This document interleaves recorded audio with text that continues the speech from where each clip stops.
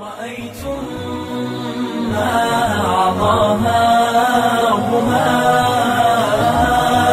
أو ما كساها لو. Usually our idea of being gharib is walking into an IHOP wearing a thobe, right? Or wearing niqab in a place that's never seen niqab and they think that you're a ninja or something like that. Like that's usually what we take as gharib, right? And that's it. We limit it to that. We limit it to that. This is ghurba. Ghurba is looking weird. Ghurba is not fitting in. Right? But the concept of ghurba from the sunnah of the Messenger ﷺ and from the Sahaba is really so much more profound than that. Especially considering that the Prophet ﷺ said, "Bada al-Islam ghariba," that Islam started as something strange, وَسَيَعُودُ غَرِيبًا كَمَا بَدَأَ, and it will go back to being strange as it started. فَطُوبَى لِلْغُرَبَاءِ. So there's a valley guaranteed in paradise for the strangers.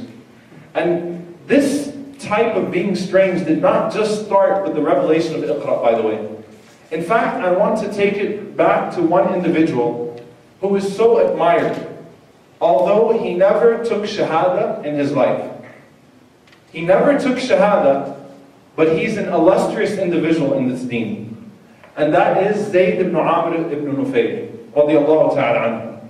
Zayd ibn Amr ibn Nufayl, Rasulullah sallallahu alayhi wa sallam talks about him, about what he used to see, the actions that he used to see from him, before he received revelation. Right? And Asma bint Abi Bakr radiallahu anha has some narrations and things of that sort. But essentially, Zayd ibn Amr ibn Nufayl, he's the nephew of Al-Khattab. Right? Al-Khattab is the father of his brother, is the brother of his father. Umar radiallahu anhu is his cousin. His son is Sa'id ibn Zayd radiallahu anhu, one of the 10 guaranteed paradise. And, you know, he comes from a very, very, very powerful family, a very, very proud family. And Zayd ibn Amr ibn Nufayl was from the group of people, a few people that recognized Tawheed even when Rasulullah ﷺ was not preaching it. They recognized that there is absolutely no way that all of these idols that we're worshiping represent God. That there is absolutely no way that calling upon anyone other than Allah subhanahu wa ta'ala is going to do any good. And so they came together. And there's different narrations that mention different people. Waraq ibn Nawfal is obviously always mentioned. Uthman ibn al-Harith, Abdullah ibn Jahsh, Ubaydullah ibn Jahsh, right? People that were troubled, right, by this idea of shirk. Abu Bakr radiallahu ta'ala anhu never worshipped an idol. Never worshipped an idol. SubhanAllah, from his fitrah, Abu Bakr, when he was young, his father Abu Quhafa radiallahu anhu put him in a room and he told him, you know, you need to make amends with this God of yours. You need to worship him. So Abu Bakr radiallahu anhu started talking to him. And he said, nothing's coming out of you. You obviously mean absolutely nothing to me. He never worshipped an idol. So these men went off, you know, studying what was the natural, you know, religion to study was Christianity and Judaism and things of that sort, right? Things that at least represented monotheism in some form. But Zayd ibn Amr ibn Nufayl was of a totally different level. Because not only was he curious and was he studying, but he was so firm in his tawheed that he was publicly reprimanding Quraysh for not practicing tawheed, for not implementing tawheed. And Rasulullah sallallahu alayhi wa sallam, he narrates this about himself. Rasulullah sallallahu alayhi wa sallam was a young man and he used to attend the festivals but not partake in any of their activities. Right? And whenever they would serve to the Prophet sallallahu alayhi wa sallam meat that was slaughtered in the name of something other than Allah subhanahu wa ta'ala, he would simply refuse it. So Rasulullah sallallahu alayhi wa sallam says, I remember one time, I was sitting down and they were passing around meat. And the Prophet ﷺ simply refused it. Then it came to Zayd ibn Amr ibn Nufayl, and Zayd ibn Amr stood up. And he said, Allah subhanahu wa ta'ala sends down the rain. Allah subhanahu wa ta'ala creates the animal for you. Allah subhanahu wa ta'ala provides the animal with the vegetation. And you worship the animal instead of Allah subhanahu wa ta'ala? You slaughter this animal in the name of something other than Allah subhanahu wa ta'ala? Right? Rasulullah ﷺ is remembering this. And Al-Khattab, the father of Umar radiallahu anhu, was always the one to run to torture Zayd. He would always be the one to slap him in the face and kick him and spit on him and tell him to go away. Right? He had that rough character. And Asma radiallahu anha tells a very touching, subhanAllah, she narrates a very, very touching incident. Think about this. She says that I saw Zayd ibn Amr ibn Nufayl putting his back to the Kaaba. while they were doing their rituals, and saying, no one is on the religion of Ibrahim alayhi salam except for me. None of you are on the religion of Ibrahim alayhi salam. And he wasn't being arrogant, but he was preaching Tawheed again. None of this is from Ibrahim alayhi salam. None of these idols are from the tradition of Ibrahim alayhi salam. Now, something very touching happens there.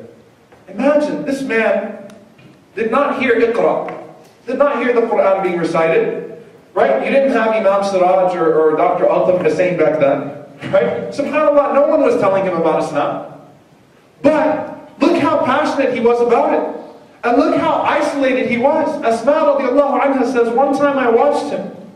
And after he said this to the people, after he was telling the people, none of you are on the religion of Ibrahim alayhi salam. He said, Allahumma, he made dua to Allah subhanahu wa ta'ala. He raised his eyes to the sama and he said, Allahumma, لو أني أعلم أي الوجوه أحب إليك عبدتك به ولكني لا أعلم.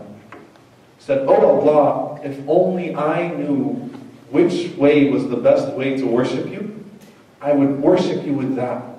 But I don't know. I don't know. Right? And in another narration, he cried and he said, رضي الله عنه, ربي اهدني إلى ما يرضيك. Guide me to that which is pleasing to you. SubhanAllah, amazing. And Al-Khattab would beat him, and spit on him, and kick him, and insult him, and humiliate him, and tell him, don't come back, and disown him. You don't belong to this family. You're a disgrace to Quraysh. And Zayd would keep coming back and saying what he would say. And not only that, without وَإِذَا الْمَوْءُودَةُ سُئِلَتْ بِأَيِّ ذَنْبٍ قُتِلَتْ, the ayah in the Quran that tells you that whenever the girl who was buried alive asks, the young baby girl would be asked on the Day of Judgment, for what crime were you killed? Without that, Zayd did not just think there was something wrong with that practice of burying the young girls alive. Zayd radiallahu ta'ala anhu would go to the outskirts of Mecca, because the practice was to take the baby girl to the outskirts, dig a ditch, dump her there, bury her, and يَتَوَارَى مِنَ الْقَوْمِ مِنْ سُوءَ مَا بُشِّرَ بِهِ. Hang your head in shame and try to avoid, talking about it. This was a disgrace. SubhanAllah. Look what Islam did. Zayd radiallahu anhu, without hearing a single message from the Quran or Sunnah, would go to all of those people and would say, don't bury your daughter. I will raise her. I'll take her. Without any hadith, without any ayah, without any scholar, without any precedent, at least that he was aware of, I'll take her. I'll raise her. SubhanAllah. And he would take all of these young girls, he would raise them until they would get to a marriageable age, and then he would marry them off. Right? Now Zayd became so annoying to the people of Mecca that Al-Khattab had had enough of him, and had humiliated him and tortured him so bad that Zayd radiallahu anhu no longer was able to speak. And Zayd went looking for the truth. So he went to Asham, right? He went looking in the area of Asham to see if maybe the Christians and the Jews could give him some knowledge, that if he could figure this out through them. And he wasn't satisfied. When he realized that the Prophet ﷺ was about to come out from the land that he left, Zayd radiallahu anhu headed back that way, just like Salman radiallahu anhu. But Zayd was heading towards Mecca. Salman would head towards Medina, right? Later on, Zayd radiallahu anhu was making his way back. On the way there, he was ambushed, he was killed. So his son Sa'id says to the Prophet ﷺ, Ya Rasulullah, you know what my dad was like. You know what my father was like. He didn't say La ilaha illallah Muhammad Rasulullah. Right? He didn't know Islam. You know what he was like though. What's his situation? And what did the Prophet ﷺ say? Rasulullah ﷺ said that on the Day of Judgment, when every prophet will be standing, and behind him is his ummah, I have seen Zayd radiallahu ta'ala anhu, and he will be standing by himself, as an ummah alone, a nation alone. SubhanAllah, that's how honored he is in the sight of Allah subhanahu wa ta'ala. What was it that stirred that up in Zayd radiallahu anhu, that gave him that passion? It was fitrah. It was the effort, the intention. I want to be good. I want to please you, O Allah. As Imam al-Qayyim rahimahullah said, مَا أُرِيد إِلَّا أَنْ أُرِيد مَا يُرِيد. SubhanAllah, I don't desire except to desire what he desires. want is what's pleasing to you. I could care less about, you're talking about peer pressure? Seriously? Look at Zayd radiallahu anhu. What more do you want? What kind of peer pressure have we faced? Awkwardness? Awkward looks? Right? Feeling out of place amongst our families and amongst our communities and things of that sort. What awkwardness have we faced compared to what Zayd radiallahu anhu was going through? Right? But he only wanted what was pleasing to Allah subhanahu wa ta'ala. And so by default he became a stranger. He became a gharib. And Rasulullah sallallahu alayhi wa sallam said that Allah subhanahu wa ta'ala is not going to allow all that to go to waste.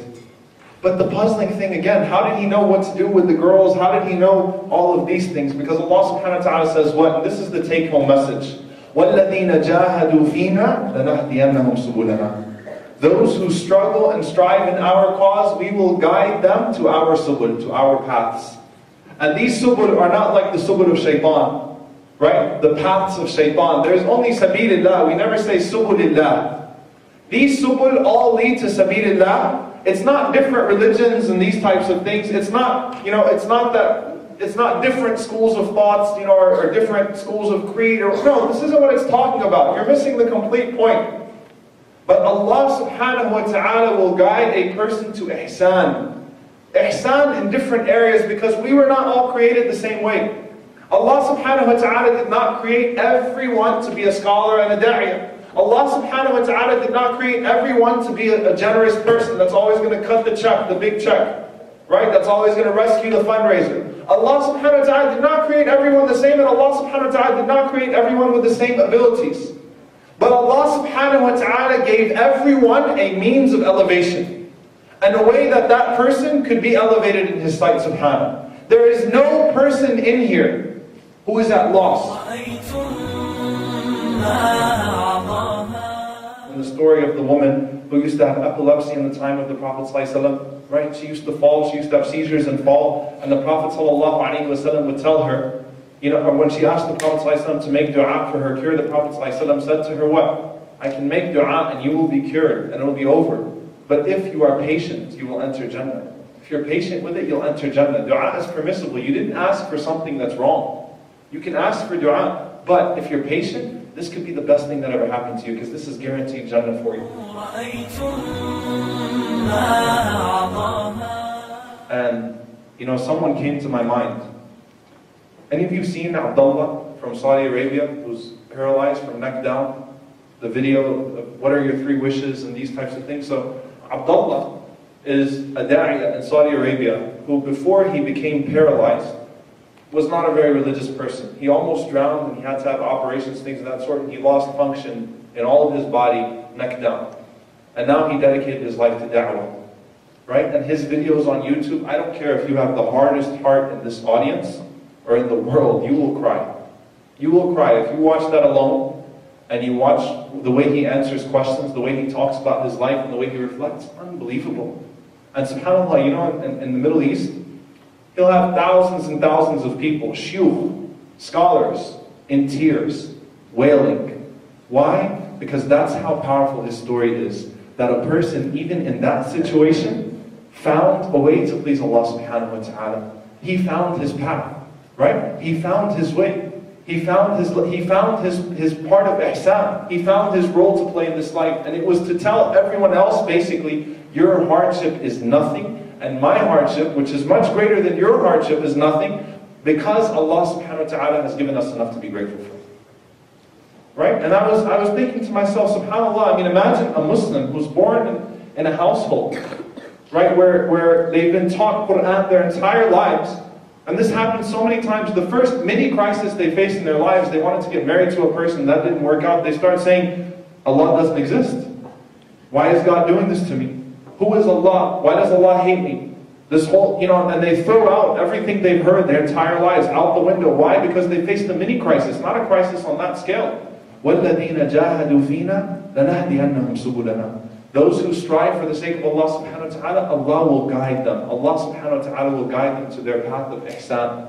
Allah subhanahu wa ta'ala will guide them either from the door of sadaqah, either from the door of da'wah, either from the door of ilm. Whatever it is, they will find And you know what? As Brother Faraz was mentioning, الْأَقْرَبُونَ أَوْلَى بِالْمَعْرُوفِ. They'll find it through their parents. It starts at home, right? Those who are closest to you, those who are in your own household, are most deserving of seeing the religiosity that's affected your life, this inspiration in your life. They're most deserving of seeing your ihsan, right? You find it through your parents. Allah subhanahu wa ta'ala gave you old or sick parents. You find it through a brother or a sister that was falling, and you were there to help them, right? You find it somehow, and that makes you different. You know why? Because you're looking for the pleasure of who? You're looking for the pleasure of Allah subhanahu wa ta'ala.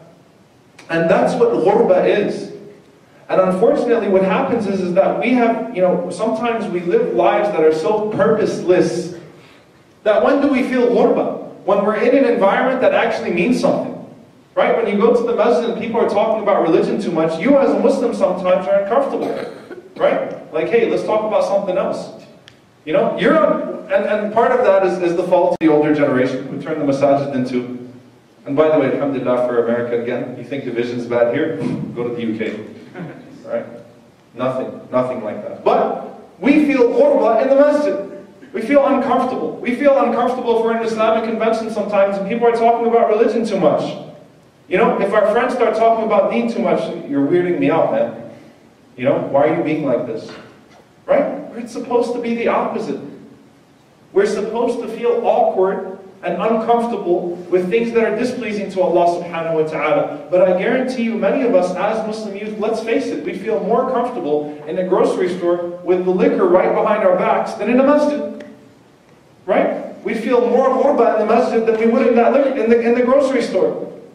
We've accepted that. But, this is weird. This whole talk about akhirah and death. Don't talk about death too much. Right? The days of Umar ibn Abdul Aziz, rahimahullah, Umar radiallahu anhu used to gather the scholars of Medina every single night in his khilafah to talk about death. Very pessimistic, right? That's how we would think. Like, that's too much death. Don't talk about death. Don't talk about akhirah too much. Right? It dampens our moods. And that's not the attitude that we should have. The attitude is, what can I do to please Allah subhanahu wa ta'ala? What can I do to have a meaningful life? A meaningful life. Find meaning in my life. Find a purpose in my life. Where I'm not just sheep. Where I'm not just doing what everybody else is doing. And where I have enough confidence and enough self-esteem to try to build my own identity. Not because I have pride in myself or in my own abilities, but pride in who? فَهُوَ عَزِيزٌ بِعِزَّةِ اللَّهِ. Pride in Allah subhanahu wa ta'ala, what He has given you. The deen that He has given you. Finding meaning. Once you have that, as Al-Ghazali rahimahullah said, إِذَا الْمَرْءُ كَانَتْ لَهُ الْفِكْرَةَ فَفِي كُلِّ شَيْءٍ لَهُ عِبْرَةٌ. Once a person is thinking about something, when you're deeply thinking about something, everything lends itself to that thought. Everything around you lends itself to that thought. Right? You're thinking about Allah subhanahu wa ta'ala, this means something to you all of a sudden. Right? A person that you would have never looked at, before means something to you all of a sudden. Things start having meaning that otherwise would have had no meaning whatsoever and would have had nothing to do with Allah subhanahu wa ta'ala in your mind or your perception. But now you're thinking. Now your interest has become pleasing Allah subhanahu wa ta'ala. Allahumma hdini ila ma yurdik. Right? Guide me to what pleases you. And as subhanAllah, because I don't want to end the very practical talk, which was given by Brother Faraz, or follow up a very practical talk with a very impractical talk. I remember once reading a book about, it was conquering your depression. Something along the lines of conquering your depression, right? Finding purpose in life. And basically the author, and I remember his last name was Addison. I was thinking about it on the way here. But the author, what he was saying is that there's this perception that you need people, that you need companionship to be happy. And he said that's not true. He said there are 3 elements of happiness. Something to do, something to love, and something to hope for. Something to look forward to. He said if a person has those 3 elements, that person will be happy. And every time you see a depressed person, it's because they might have excelled in 2 of those categories, but totally failed in 1. So for example, a celebrity or an athlete or someone who achieves fame and achieves money and lives out all of their lavish dreams and their lifestyles and things of that sort, once they get up there, they have nothing to hope for anymore. My goal was dunya, and I got it. And you know what? It wasn't all that it was made out to be. I might as well go kill myself, right? I might as well do drugs until I die, until I'm found dead in a pitiful state in some hotel room somewhere, right? Why? I lost something to hope for. I lost meaning, something to hope for. That was gone. And imagine, subhanAllah, the highest rate of suicide in this country is for the class that earns over $250,000 a year. The highest income earning class in this country has the highest suicide rate. I'm done. I've got nothing to hope for. And then you've got other people that, the goal is to work to retirement. MashaAllah, sometimes you meet youth and stuff like that, and then they get involved in some pyramid scheme and stuff like that, and some marketing gig, right? And my goal is to be financially independent and to retire by the age of 25. MashaAllah, good. Good job. Good luck with that, buddy. What happens when people retire? You know what happens when people retire? They get bored. I need something to do. My life has lost meaning. I need to start walking around. I need to start getting more, involved athletically. I need to do more exercise, fitness. I need to go play in bingo tournaments or something, right? But I can't sit home, right? Vacations are nice for a week or 2 weeks, but once I'm sitting down, it's like, all of us want to be able to have that day where you can just sleep in, right? And not have to worry about anything and not answer the phone, or at least that's what I look forward to, right? A chance just to lay back and, okay, I'm going to sleep in today, I'm going to pray Fajr, go back to sleep till Dhuhr. All of us like to do that once in a while. It's a problem you do it every day. Right? But once in a while, you want to sleep. But imagine what happens when you stay in your bed for an entire week. It's miserable. When you're in the hospital, you get depressed. You're not doing anything. Right? Even if your condition is over with, you're not doing anything. That laziness has now turned into depression because you're not doing anything. You're not productive anymore. And at the end of the day, every single human being has to feel like they're producing. They're doing something in life, right? My life has to have meaning. And when you look at the Sahaba of the Prophet ﷺ, they always found a way to please Allah subhanahu wa ta'ala. They always found something to do. There was no way that you could tell one of the companions of the Prophet ﷺ, just take it easy and we'll talk about da'wah in 2 weeks or something like that. In fact, when Rasulullah ﷺ would try to tell them, to calm down, they would insist, right? Rasulullah ﷺ tells Abdullah ibn Amr ibn al-As, don't read the Quran every single day, the whole Quran. It's finishing the whole Quran. Ya Rasulullah, I can do it. No, finish it in 3 days. Some Sahaba, yes, they were capable. But Rasulullah ﷺ knew he was going to burn out. So finish the Quran over 3 days if you want. Right? Pray 1/3 of the night. Don't spend the entire night in prayer. Fast every other day. Don't fast every day. Why? لا تكن كرجل كان يقوم الليل فترك. Right? Don't be like a person that he would say later on in his life, I used to pray Qiyamul Layl and then I stopped. Right? I got burned out. Because you always need something to do. And Abdullah ibn Amr ibn al-As would insist and say to the Prophet ﷺ, I can do more. I can do more. Abu Dhar radiallahu ta'ala anhu, the Prophet ﷺ literally told him, don't go out doing da'wah yet. You're weak. You don't have any protection here. People are going to beat you silly. He couldn't help it. It was in his nature. Why? Because he had purpose, he had meaning now. So he went out and he did da'wah and he got beat silly. And you know what? He did it again and again and again and again. Meaning, purpose. Something was there now. Ka'b ibn Malik tells the Prophet ﷺ, take everything. Everything. I'm giving everything in sadaqah. The Prophet ﷺ says, no, hold on to some of it. You're not Abu Bakr, buddy. You're awesome, but you're not Abu Bakr. Right? Not many people can do that. Right? So the Prophet ﷺ said, Amsik alayk ba'd al-mal. Keep some with you. He said, okay, I'll keep some of the spoils from Khaybar. Okay, fine, just keep something. Right? Keep something. And subhanAllah, the Sahaba constantly had purpose and meaning, and it wasn't just the Sahaba, it was anyone who followed in their footsteps. And Imam al-Nawawi rahimahullah ta'ala, this might blow some of you away. If you know anything about Imam al-Nawawi, you'll know that when you walk into a library, almost half the books are written by him. Right? The work that he's been able to produce in almost every area. Riyadh al-Salihin, masterpiece. Arba'in al-Nawawi, for those, Arba'in al-Nawawi, we can teach courses on the 40 hadith of Nawawi. We do, right?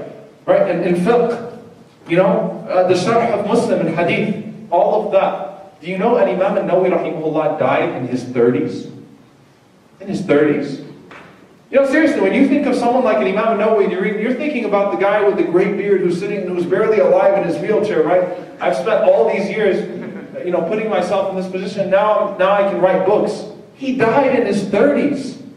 He had purpose. He had meaning, right? And he didn't have to indulge in the things that are meaningless, but unfortunately are being thrown at us and hurled at us every single day from the dunya. Why? Because once you have purpose, once you have meaning, you'll always have something to do, right? Something to love. And this was, I remember reading in this book, said often companionship, it fulfills this category. It fulfills the requirement of this category. But it's not the only thing. If you love something enough, then you don't need anything else.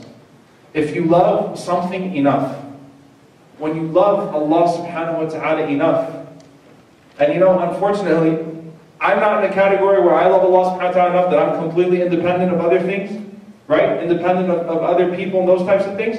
And I don't think anyone in this room is, but we should aspire for that. But the more you love Allah subhanahu wa ta'ala, the more you excel in the other two categories. The more you find to do, and the more you find to hope for. Right? And then the third thing was Al-Jannah. Al-Jannah. What do you hope for? Jannah. In this life, as a believer, you never lose sight of that. And the more you look for that, the more you will work. The degree you believe in, the degree of your yaqeen and your certainty in Allah subhanahu wa ta'ala that all this is real, that all of this has meaning and purpose, that I'm going to see the fruits of my efforts, the more effort you will put in. The more you will put forward. Right? And it's whenever we have doubts, we start falling back.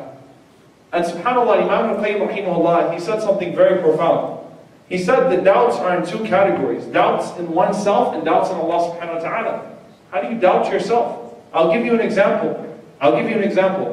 There are many times, I've seen a sister, for example, who say, I want to start wearing hijab, but I'm afraid once I put it on, I'm going to take it off. Right? And brothers, for example, sometimes in the Middle East, I'm telling you, you think that everyone in the Middle East is religious if you don't go there sometimes. But subhanAllah, there are people that are 50, 60 years old, when they come to America, they start praying. I remember the first time I went there, subhanAllah, I'm seeing people, relatives and things of that sort, grown men, and they don't pray, but not only do they not pray, when Salat Jama'ah is going on, they still say they're Muslim, they don't pray. It's like, why don't you pray? Well, I'm afraid if I start, I won't be able to continue. You doubt yourself, right? تحقر نفسك. You belittle yourself, and you should not belittle yourself. لا يحقر أحدكم نفسه. The Prophet ﷺ said, let not a single one of you belittle himself. And the Sahaba were shocked. كيف يحقر أحدنا نفسه? How can a person belittle himself? We're talking about, this sounds like pride and arrogance, right? That's not what the Prophet ﷺ was saying. The Prophet ﷺ is saying that one of you sees something that he should speak about, but he doesn't speak about it. He doesn't say anything.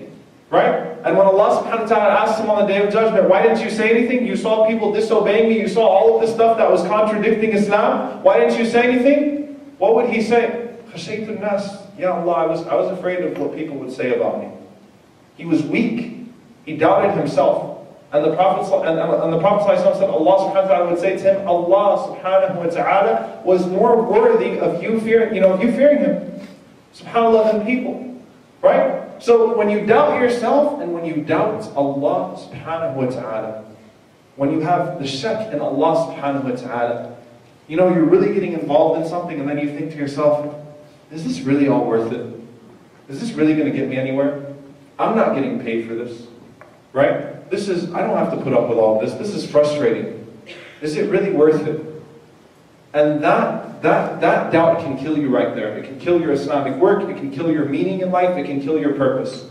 And I'll just leave you with one thing, inshallah ta'ala, then I'll stop. Because this is the essence of it all. And this is what it all comes down to.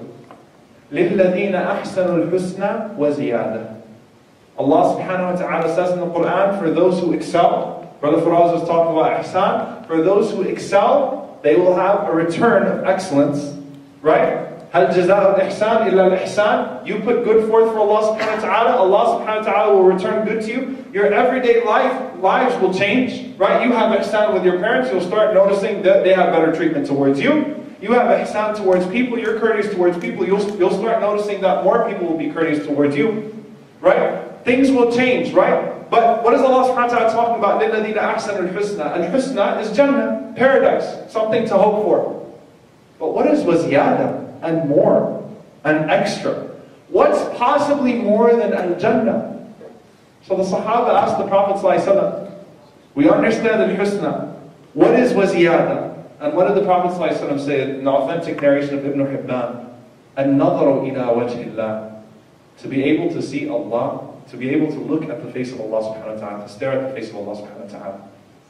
Why? Because these categories, something to do, something to love, something to hope for. If you are weak in one category, you will find that the other two will fall apart eventually. And your happiness is gone, and then you're in depression, and then you're thinking to yourself, why am I even here in the first place? I'm contemplating suicide now. And as one of the signs of the Day of Judgment, when a person walks into a graveyard, he points to the person in the grave, and he says about that person in the grave, I wish I was in his situation. I wish I could be dead. Why? Because of a minor crisis. Minor things that happened in his life. Actually, in his life, it might not have even been a crisis. And when we're talking about ghuraba and the concept of being gharib, Khabbab radiallahu ta'ala anhu, who I mentioned, subhanAllah, just earlier, I just alluded to him a little bit. Khabbab radiallahu ta'ala anhu, the Sahabi who was burned, the skin off of his back was completely burned. He was dragged by his hair through the sands of the hot desert of Mecca consistently. He was sold into slavery as a child after coming from an honorable tribe, from Banu Tamim, from a Najd. He was an Arab, right? And his master, when she saw him, whenever she purchased him, she was shocked, right? Why are you here? She bought him, put him into work. When he became Muslim, the amount of torture that he went through was so much that he came to the Prophet ﷺ one day. After being burned, having all the skin, his master used to take hot coal and molten and put it down his back, let it run down his back. And later on, when Umar radiallahu anhu saw that on his back, subhanAllah, whenever Umar was asking him in the glory days, when Islam was no longer gharib, right, when Umar is Khalifa now and Khabbab is an honorable person and from a societal standpoint, tell me about what used to happen to you in the days of Jahiliyyah. Tell me what happened to you when you first became Muslim. Umar didn't experience that. Umar radiallahu anhu, mashallah, was a big, powerful man from a big tribe. Right? And Khabbab didn't even say anything. He just showed him his back. And Umar radiallahu anhu, the narration does not say he was shocked. And he saw it. He yelled. He said, مَا رَأَيْتُ مِثْلَ هَذَا قَبْلُ قَطْ. I've never seen something like this in my life before. What happened to you? Right? And the torture that he went through, and he endured. And he came to the Prophet ﷺ and he says, Ya Rasulullah, أَلَا تَدْعُ لَنَا أَلَا تَسْتَنصِرِ اللَّهَ لَنَا. Aren't you going to make dua for us? Aren't you going to seek the help of Allah subhanahu wa ta'ala for us? Right? Both of those things were halal requests. But Rasulullah ﷺ sensed a giving up in him. He sensed that he was giving up and he was losing hope. And that's why the Prophet ﷺ's face color changed. And that's when he told them in the narration of Al-Bukhari, there were people who came before you that were sewed in half, that were sawed in half, subhanAllah, because they said La ilaha illallah, because they held on to this. And Rasulullah ﷺ said, Allah subhanahu wa ta'ala will fulfill this message to the point that the person will be able to ride all the way from Sana'a to Hadramaut, fearing no one but Allah subhanahu wa ta'ala. Right? That it will prevail, that the deen will prevail, that you will see the fruits of your efforts even in this life. Right? You'll see it even in this life. وَلَكِنَّكُمْ تَسْتَعْجِلُونَ. But you're too hasty. You're too hasty. And al-isti'jal, Imam Ibn Qayyim rahimahullah, when he elaborated on this, he said, Al-'asi yasta'jal ala thamra. When a person disobeys Allah subhanahu wa ta'ala, it's because he's hasty for the reward that he thinks that the sin will give him. Right? Hastiness. I want to see it now. Don't lose hope. Right? You're losing sight of what you're supposed to be hoping for. Now look at Khabbab radiallahu anhu later on in his life, and this is also in Bukhari. What if you see the fruits of your efforts in this life? What if, mashallah, all the stuff that we're talking about one day coming back and the glory of Islam being restored, what if we see it in our lifetime? What if we see all of this happen now? What if, those of us who face some sort of persecution from our families, not persecution, but awkwardness and things of that sort. What if we see that, mashallah, everyone comes around and everyone starts to respect us, and everything starts to go good in our lives. Do you know what Khabbab radiallahu ta'ala anhu said? And this is from Qais ibn Abi Hazm al-Bukhari. When he was coming close to his death, Khabbab radiallahu anhu had a lot of money in his eyes. And he used to have a portion of his house where he would keep money that the beggars knew where it was. He wouldn't even give it, he would just leave it there and they would come take the money from him. He'd leave the food there, they'd come take it from him. And as his life was being extended, prolonged, and he was outliving other companions, he was crying. And he said that the people that suffered with me, you know, the early Sahaba, the early Muslims, none of their reward was given to them in this dunya. Right? They did not lose any of their reward in Akhirah through reward in this dunya. They lived in struggle, they lived in persecution, and a lot of them died while they were still struggling and poor and these types of things. He lived long. He lived in the glory days of Islam. He had money, he was a respected member, right, of the government, the Islamic government. And he's saying, but here I am, and I'm afraid that this is all Allah subhanahu wa ta'ala decreasing my reward in Akhirah. And he said, if it was halal to ask for death, I would ask for death. Not because he was depressed, not because he lost meaning, because what he was hoping for was al-Jannah the whole time. SubhanAllah. So he was afraid that the good he was seeing in his life was actually a manifestation of the punishment of Allah subhanahu wa ta'ala, because he realized that if the reward for his efforts was all in the Akhirah, it would have been better off that way. This is how the Sahaba thought. Something to do. You want to be productive? You will find a way to be productive.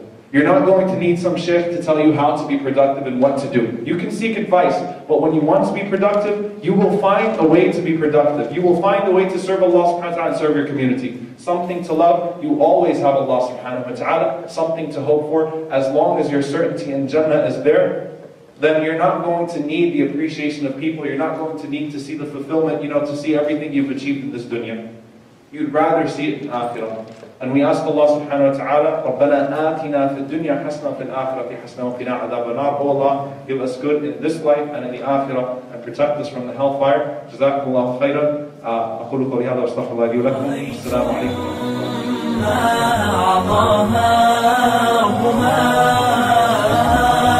أو ما كساها لو رأيتم بسمة أو نسمة يهفو هواها